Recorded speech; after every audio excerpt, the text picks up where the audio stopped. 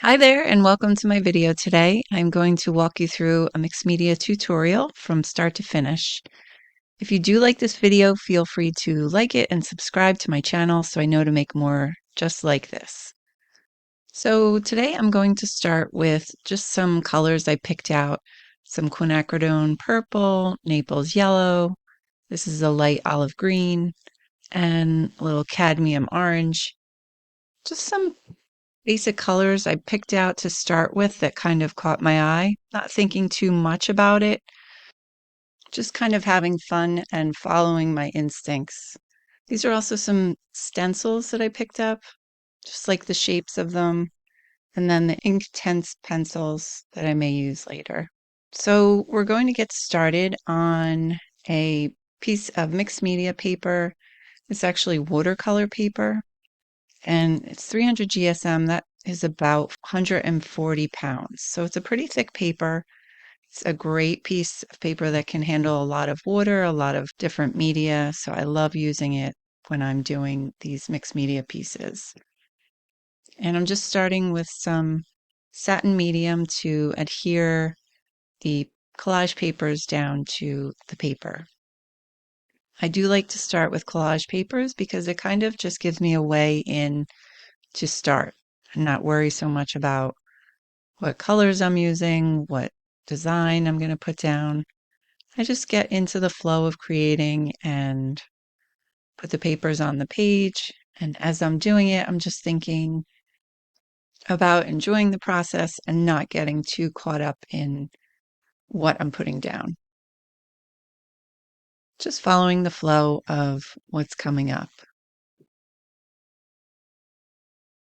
So I do like to put the papers down with the satin medium, and I also like to put a layer on top because it makes the top of the paper a little more resistant to other media. So it doesn't really absorb as much water and get buckling and kind of get messy. So it does create a little bit of a resistance for the next layer, which I like. These are all scrapbook papers. A lot of times I use my own printed jelly papers, but these were something that I just kind of ripped out of different books.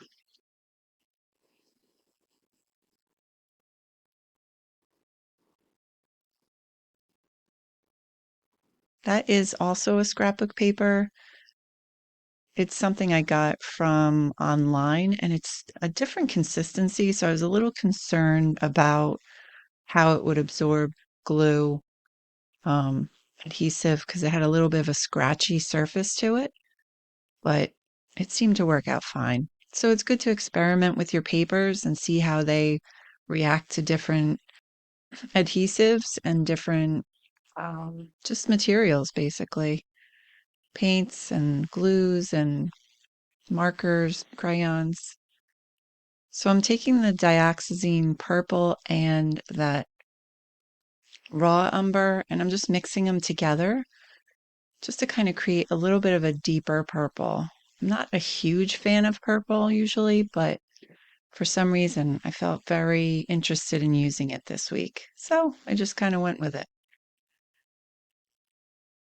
Just kind of moving it around the page, not really thinking too much about what it's looking like at this point. I just am trying to enjoy the color and the process of painting and just having fun and creating the little drips. I do like to do that because it kind of messes it up before I get a chance to mess it up. It's kind of reverse psychology. I'm just kind of letting the paint go all over the page.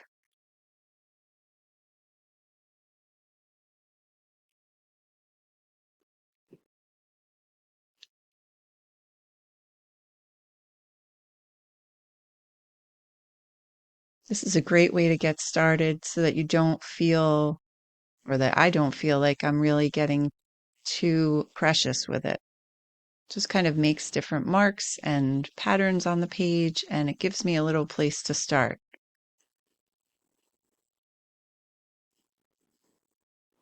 So next I'm using the cadmium orange and some titanium white, And I'm actually painting with the palette knife, which I really love doing because I feel like it gives kind of a different, you can kind of see right there how it gives a little scrapey vibe to it rather than the brush stroke.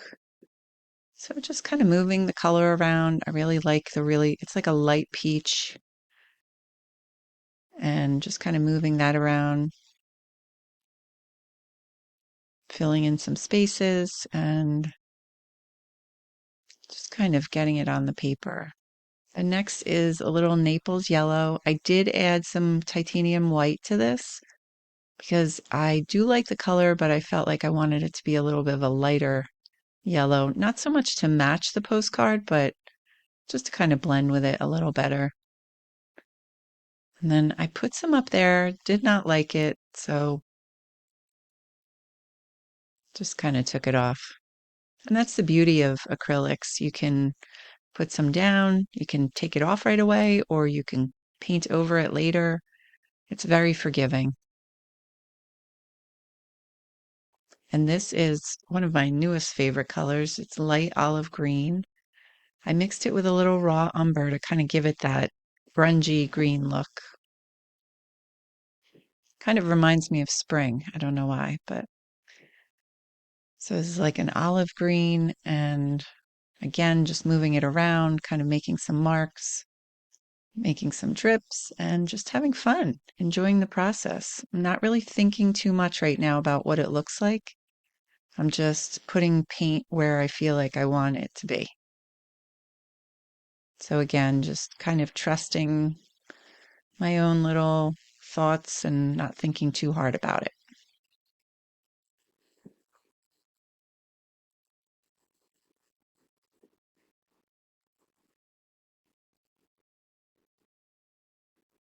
So at this point, I did give it a little time to dry after this color, because if you don't give a little time to dry, it definitely turns to mud, or it makes it very difficult to apply another color. So you can kind of see how it lightened up a little.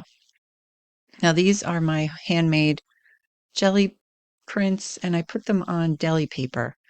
I do like using deli paper for them because it gives a little bit of a sheer design. So they look a little more translucent when you put them down. So this was just a pattern that I liked and just felt like that corner needed a little extra color without being too obnoxious. And then I wanted to introduce this blue, and it was a great way to do it with just a little pattern on the paper. You could still see the piece behind it, but it gives it a little injection of color, which is nice. And you can kind of see my process, how I try it, put it down. If I don't like it, I pick it up, try another spot. There's a lot of editing that goes on throughout the whole process, and I just really think that's an important part of developing your own style and just really feeling like you're creating something unique that's of your own desires and interests. So another little pop of blue in the corner kind of helped bring this along. The idea is to kind of make it a little cohesive as I go. I like to try to introduce things small and slowly and see how it looks to me. So this is a stencil that I recently got, just kind of basic leaves, and I'm using Mars Black and just a touch of the purple to kind of give it a little bit of the same color. And just creating a pattern in the corner. And then I'm doing the same pattern over here, but I'm using one of those kind of harder bristle brushes and using it in white to create the same pattern but different color. So kind of contrasting with the dark color behind it.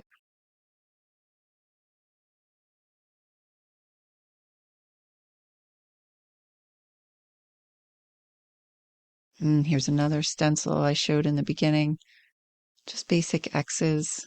And at this point, I'm just trying to create a few patterns and layers and interest without going too overboard, because I feel like you can get a little busy.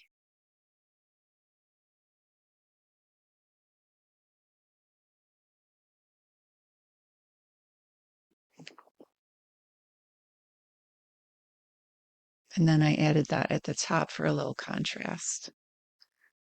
So here's the focal point. It is a butterfly printed on deli paper. It is pretty fragile, so I was trying to figure out a way to put it down without it bleeding all over, because that ink does not stay um, color fast for too long after you apply medium to it. You have to kind of put it down and let it go. So that's kind of why I used the scraper. I just wanted to really get it adhered to the paper without smearing the colors. So I did try to put just a light layer on top, and then I don't know if you could see it right there, it started to smear, so I stopped.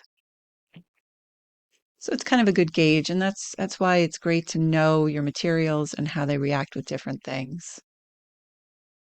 So this, I'm just adding a little of that yellow to the top. I didn't really like the X's, how they turned out. Looked a little too stark to me. So adding some yellow, just kind of letting it sit for a second, see if I like it. And I'm just drawing in some details.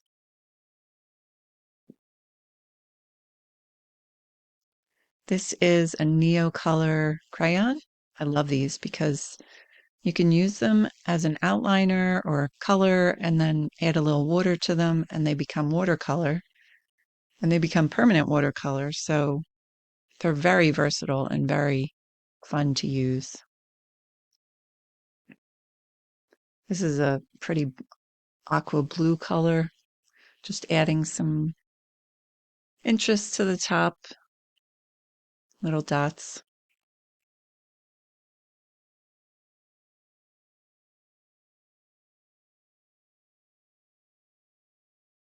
And then this is actually a Sharpie marker. It's a Sharpie paint pen.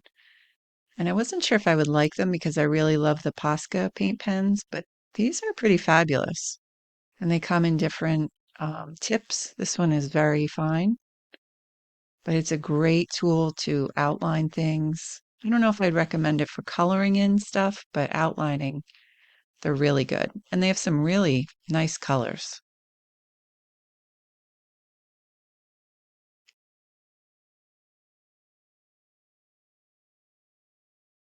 And there's my Posca paint pen in white. And I just kind of wasn't really loving this corner. So I was trying to create different shapes to kind of draw away from the same size circles all in a line. And then just adding some details.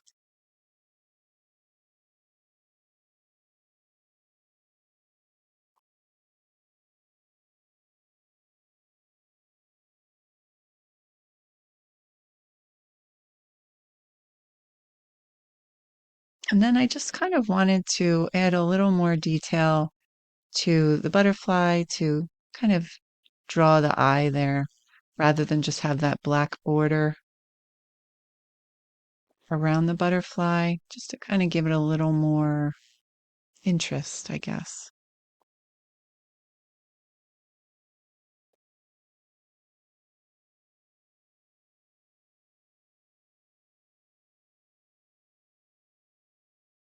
And then I wanted to add a sentiment. I was thinking about butterflies and their transitions and metamorphosis and how they can kind of guide people along the way with following their own transitions. So I chose guide for the word. And that was it. It's just a lot of little details at the end.